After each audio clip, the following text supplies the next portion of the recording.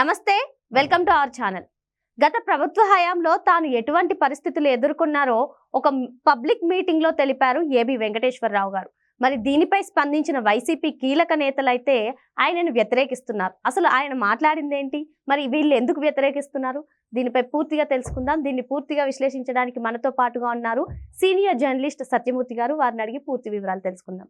Sir నమస్తే. నమస్కారం అండి. సార్, మనం చూసాం గత ప్రభుత్వ హయాంలో ప్రతి ఒక్కరు సామాన్యుడితో సహా ఎటువంటి మొత్తం నియంత పాలన సాగిందని మనం చెప్పుకోవచ్చు సార్. మరి తాను ఎటువంటి పరిస్థితులు ఎదుర్కొన్నారో చెప్పారు ఏబి వెంకటేశ్వరరావు గారు. మరి దీనిపై స్పందిస్తున్న అంబటి రాంబాబు గారు కానివ్వండి, వైసీపీ కీలక నేతలు కానివ్వండి, వాళ్ళైతే ఈయనను వ్యతిరేకిస్తున్నారు. ఆయన మాట్లాడిన దాంట్లో వాస్తవం లేదన్నట్టుగా అంటున్నారు.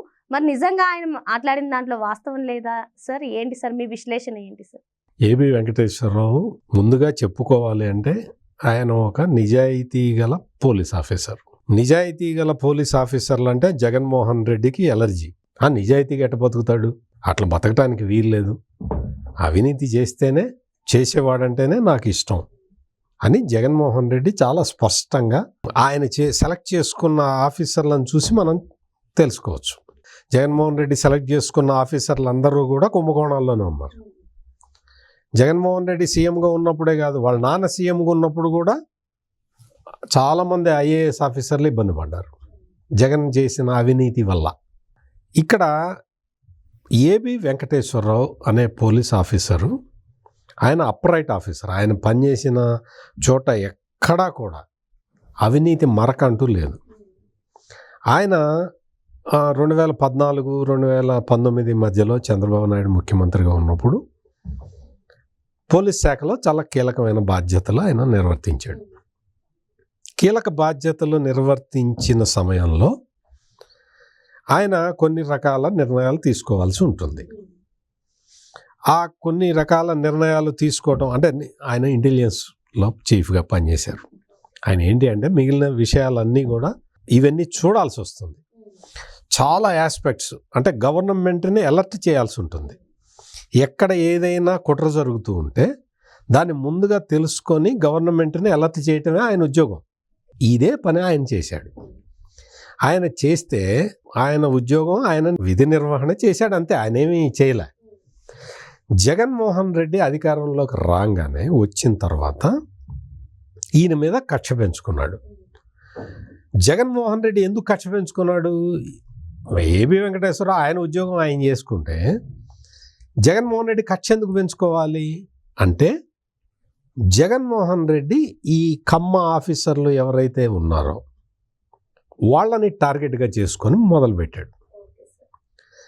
మీరు ఎట్లా చెప్తారండి ఇది అంటే, ఆ తర్వాత కాలంలో రాష్ట్ర ఎన్నికల అధికారిగా నిమ్మగడ్డ రమేష్ కుమార్ ఉన్నప్పుడు, నిమ్మగడ్డ రమేష్ కుమార్ స్ట్రైట్గా మాట్లాడినప్పుడు, నిక్కచ్చిగా వ్యవహారం చేసినప్పుడు, జగన్మోహన్ రెడ్డి ఆటలు సాగకుండా చేసినప్పుడు జగన్మోహన్ రెడ్డి స్వయంగా బయటికి వచ్చి ఈయన కమ్మ కాబట్టి నాకు వ్యతిరేకంగా చెప్తున్నాడని చెప్పాడు. రాష్ట్ర ఎన్నికల అధికారి కులం చూసి నిర్ణయాలు తీసుకుంటాడా? అందులో నిమ్మగడ్డ రమేష్ కుమారు ఆయన ఎంత స్ట్రిక్ట్ ఆఫీసరో ఆయన పర్సనల్గా కూడా నాకు తెలుసు. ఆయన చాలా స్ట్రిక్ట్ ఆఫీసర్. ఆయన ఎవరిని దగ్గర కూడా రానివాడు. Upright officer, IAS officer. అటువంటి వ్యక్తి ఎన్నికల అధికారిగా ఉన్నప్పుడు నువ్వు ఆయన కులం గురించి మాట్లాడతావా? ఆయన చేసిన పనులు నీకు తెలుసా? నీకు తెలియకపోతే మీ నాన్నని అడగాల్సింది, రాజశేఖర రెడ్డిని అడగాలి, నిమ్మగడ్డ రమేష్ కుమార్ ఎటువంటి వాడు అని. అంటే ఎందుకు చెప్తున్నానంటే, కమ్మ కులానికి చెందిన అధికారులని టార్గెట్ చేశాడు జగన్మోహన్ రెడ్డి. అందులో పార్ట్గా ఏబి వెంకటేశ్వరరావుని సెలెక్ట్ చేసుకున్నాడు. జగన్మోహన్ రెడ్డికి ఉన్న ఆయన పార్టీ నుంచి కొంతమంది ఎమ్మెల్యేలు వెళ్ళిపోయారు ఆ టైంలో, ఆ టైం ఫ్రేమ్లో. ఆ వెళ్ళిపోయిన ఎమ్మెల్యేలందరినీ ఏబి వెంకటేశ్వరరావు పంపించాడు బయటికి అని జగన్మోహన్ రెడ్డి కక్ష పెంచుకున్నాడు. ఇప్పుడు ఒక ఎమ్మెల్యేగా గెలిచిన ఒక వ్యక్తి ఒక పోలీస్ ఆఫీసరు చెబితే విని రాజకీయపరమైన నిర్ణయం తీసుకుంటాడా? 23 మంది ఎమ్మెల్యేలు జగన్మోహన్ రెడ్డి పనితీరు నచ్చక నువ్వు నీ దగ్గర ఉంటే మాకు రాజకీయ జీవితం ఉండదని చెప్పి చీకొట్టి వెళ్ళిపోతే దానికి ఏబి వెంకటేశ్వరరావు బాధ్యుడు ఎట్లా అవుతాడు? పొలిటికల్ డెసిషన్స్లో ఏబి వెంకటేశ్వరరావు ఎందుకు జోక్యం చేసుకుంటాడు? ఆయన పోలీస్ ఆఫీసరు, ఆయన ఇంటెలిజెన్స్, ఆయన కథ వేరు. ఆయన నేను ముందరే చెప్పా, గవర్నమెంట్ని అలర్ట్ చేస్తాడు తప్ప పొలిటికల్గా వీళ్ళు ఎట్ట ఉంటారు వాళ్ళు ఎట్ట ఉంటారు ఆయనకేం సంబంధం? ఆయనకి అసలు ఎటువంటి సంబంధము లేని వ్యవహారంలో జగన్మోహన్ రెడ్డి కక్ష పెంచుకున్నాడు ఆయన అంటే ఇమాజినేషన్ సార్, ఏబి వెంకటేశ్వరరావే వీళ్ళని పంపించారని అని. జగన్మోహన్ రెడ్డి అసలు ఈయన కక్ష సాధించిన కారణమే అది. అంటే పొలిటికల్ రీజన్స్ ఒక ఐపీఎస్ ఆఫీసర్ ఎట్లా కంట్రోల్ చేస్తాడు? చెయ్యలేడు కదా. పోలీస్ ఆఫీసర్ వచ్చి చెప్తే వింటారా రాజకీయ నాయకులు? ఎందుకు వింటారు? అప్పుడు గత 5 ఏళ్ల పరిస్థితే వేరే రకంగా ఉండేది కదా. అంటే ఏబి వెంకటేశ్వరరావుని ఆయనకి జీతం కూడా ఇవ్వకుండా ఇప్పుడు జగన్మోహన్ రెడ్డి ముఖ్యమంత్రిగా బాధ్యతలు తీసుకోగానే రెండో ఫైల్ సంతకం పెట్టింది AB Venkateswararao suspension orders. Is it fair? నీకేమైనా తెలుసా ఏబి వెంకటేశ్వరరావు ఎటువంటి వాడో తెలుసా నీకు? నువ్వు సస్పెన్షన్ ఎట్లా చేస్తావు? ఏ రీజన్స్తో చేస్తావు? ముందు సస్పెండ్ చేసి ఈ సస్పెన్షన్కి కారణాలేంటో చెప్పలేదు జగన్మోహన్ రెడ్డి. నీ బలానా కారణంతో నేను సస్పెండ్ చేస్తున్నావు అని చెప్పాలి కదా. ముందు సస్పెండ్ చేసి తర్వాత కేసు బిల్డ్ చేశారు. అందుకనే సెంట్రల్ అడ్మినిస్ట్రేటివ్ ట్రిబ్యునల్కి వెళ్ళినప్పుడు క్లియర్ కట్గా చెప్పారు ఏపీ వెంకటేశ్వరరావుకు అనుకూలంగా తీర్పు వచ్చింది. దాని మీద సుప్రీంకోర్టుకి వెళ్ళారు రాష్ట్ర ప్రభుత్వం. అప్పటి జగన్మోహన్ రెడ్డి ప్రభుత్వం సుప్రీంకోర్టు దాకా పోయింది. సుప్రీంకోర్టు కూడా ఎంటర్టైన్ చేయలే. మళ్ళీ రెండోసారి సస్పెండ్ చేసి ఇట్లా రకరకాల అంటే కక్ష సాధింపు చర్య అన్నమాట. నీకు చేసినప్పుడు ప్రతిసారి న్యాయ పోరాటం చేయటం. ఏబి వెంకటేశ్వరరావు ఎక్కడా లొంగలేదు, తగ్గలేదు. ఎందుకు తగ్గలేదు? తప్పు ఆయన వైపు ఉన్నట్టయితే ఆయన తగ్గిపోయేవాడు, లేకపోతే లొంగిపోయేవాడు. ఆయన నిటారుగా నిలబడి ఉన్నాడు, నేను తప్పు చేయలేదు, నేను తప్పు చెయ్యను. కేసు ఏంటి అంటే ఇంటెలిజెన్స్ డిపార్ట్మెంట్కి సంబంధించి ఏదో సాఫ్ట్వేర్ ఏదో కొన్నాడు, ఎవరికో కాంట్రాక్ట్ ఇచ్చాడు అనేది కేసు అన్నమాట. అందులో ఆశ్రిత పక్షపాతం ఈ కేసులన్నీ పెడితే మొత్తం పైనుంచి కింద దాకా అన్ని కోట్లు కొట్టేసినాయి. కొట్టేసిన తర్వాత పోస్టింగ్ ఇవ్వాలి కదా. రేపు రిటైర్ అవుతాడనంగా ఇవాళ ఇంకా తప్పక ఏదో పోస్టింగ్ ఇచ్చి ఆడు కూర్చోబెట్టి మళ్ళీ సాయంత్రానికి రిటైర్ అయిపోయాడు ఆయన. ఒక మనిషి, ఒక నిజాయితీపరుడైన ఆఫీసర్ని టార్గెట్ చేసి విచ్ హంటింగ్ అంటారు దీన్ని. విచ్ హంటింగ్ చేసిన జగన్మోహన్ రెడ్డిని ఈయన నిజాయితీపరుడు కాబట్టి 5 సంవత్సరాలు పోరాడుతూనే ఉన్నాడు. అంత లాంగ్ పోరాటం.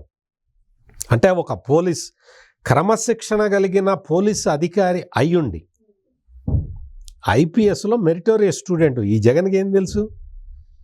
అటువంటి మెరిట్ గల వ్యక్తి ఐపీఎస్ అధికారిగా నిజాయితీగా పనిచేసి ఎంతోమందికి సహాయం చేసిన వ్యక్తి, ఆ వ్యక్తిని ఒక కులం చూసి ఈ కుల ప్రాతిపదికన ఒక కక్షపూరితమైన శిక్ష వేయటం ఎంతవరకు సమంజసం?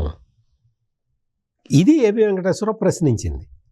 ప్రశ్నించటమే కాకుండా మొత్తం ఆయన చేసిన పోరాటం అయితే ఒక్కొక్క సందర్భంలో ఆయన చాలా ఇంటర్వ్యూల్లో కూడా చెప్పాడు. ఒక్కొక్క సందర్భంలో ఏంటి ఈ పోరాటం ఏంటి? రాష్ట్ర ప్రభుత్వంతో మామూలుగా ఎవరైనా సరే స్టేట్ గవర్నమెంట్తో లేదు సెంట్రల్ గవర్నమెంట్తో అంటే ప్రభుత్వంతో రాజ్యాధికారం మొత్తం వాళ్ళ చేతుల్లో ఉంటుంది. స్టేట్ గవర్నమెంట్ కానీ సెంట్రల్ గవర్నమెంట్ కానీ వాళ్ళతోటి పోరాడటం చాలా కష్టసాధ్యమైన విషయం, చాలా కష్టంతో కూడుకున్న పని. ఎందుకు ఇంత కష్టం ఎందుకు పడాలి అని చాలామంది పోరాటం చేయరు, పోరాటం ఉపసంహరించుకుంటారు మొదలుపెట్టినా కానీ. అటువంటిది కడవరకు తీసుకెళ్ళిన ఏబి వెంకటేశ్వరరావు సక్సెస్ అయి మచ్చలేని మనిషిలాగా బయటపడ్డాడు.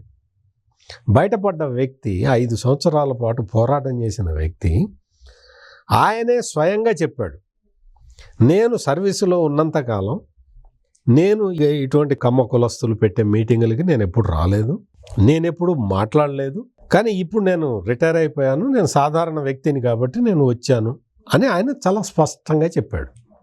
నువ్వు ఆయన ఆ సందర్భంగా అంటే తను పడ్డ ఆవేదన, మీకు ఇంకో ఆవేదన ఎట్లా ఉంటుందనేది ఇంకొక చిన్న ఉదాహరణ చెప్తా. రఘురామకృష్ణరాజు ఆ రోజున వైఎస్ఆర్ కాంగ్రెస్ పార్టీ ఎంపీ. ఆయన ఎంపీ అయి కొంచెం జగన్మోహన్ రెడ్డిని విమర్శనాత్మకంగా మాట్లాడితే జగన్మోహన్ రెడ్డి రఘురామకృష్ణరాజుని లాకప్లో పడేసి ప్రైవేటు వ్యక్తుల్ని పెట్టి గుండెల మీద కూర్చోబెట్టి కొట్టించాడు. మంచం ఇరిగిపోయేలా కొట్టించాడు. ఆయన ఎంత కసిగా ఇంకా పోరాటం చేస్తున్నారో చూడు. ఎవరికైనా అంతేనమ్మా, పిల్లి అయినా 4 గోడల మధ్య పెట్టి కొడితే తిరగబడుతుంది. అంటే నేను ఈ ఎగ్జాంపుల్స్ అన్ని ఎందుకు చెప్తున్నాను అంటే రఘురామకృష్ణరాజు ఇంకా అన్కాంప్రమైజ్డ్గా పోరాటం చేస్తూనే ఉన్నాడు. అట్లాగే ఏబి వెంకటేశ్వరరావు కూడా అన్యాయం చేయలేదు, నేరం చేయలేదు, నిజాయితీగా బతికానన్న ధైర్యం ఉంది కాబట్టి ఆయన పోరాడుతూనే ఉన్నాడు. అంటే ఆ పట్టుదల నిజాయితీ పరులకే ఉంటుంది. అందుకనే నేను రఘురామకృష్ణరాజు ఎగ్జాంపుల్ కూడా చెప్తూ ఉన్నది. రఘురామకృష్ణరాజు కూడా అంతే కదా, ఆయన చెయ్యని తప్పుకి ఆయన శిక్ష అనుభవించి అటెంప్ట్ నీకు లాకప్లో పడేసి గుండెల మీద కూర్చొని హార్ట్ ఆపరేషన్ అయిన వ్యక్తి గుండెల మీద కూర్చొని గుద్దుతుంటే చచ్చిపోకుండా ఇంకా బతికాడు. మరి ఆయనకి ఎంత కసి ఉంటుంది. ఈయనకి ఏబి వెంకటేశ్వరరావుకేమో సమాజంలో అసలు తల ఎత్తుకోలేని పరిస్థితిని సృష్టించాడు జగన్మోహన్ రెడ్డి తన అపోహతోటి, తన అనుమానంతో, రాజకీయ కక్షతోటి, కుల వివక్షతోటి. ఆ విషయాన్ని ఆయన చెబితే ఈ అంబటి రాంబాబుకి ఏం సంబంధం? అంబటి రాంబాబు వచ్చి ముఖ్యమంత్రిని అలా మాట్లాడకూడదు, ఆయన ముఖ్యమంత్రి కాదు మాజీ ముఖ్యమంత్రి, అది కూడా ఆ స్పృహ కూడా లేదు. వైసీపీ అధికారంలో ఉన్నప్పుడు ఎంత దారుణంగా ప్రవర్తించారు. బూతులు తప్ప ఏదన్నా మాట్లాడారా? అటువంటి బూతులు ఎవరు మాట్లాడరు కూడా.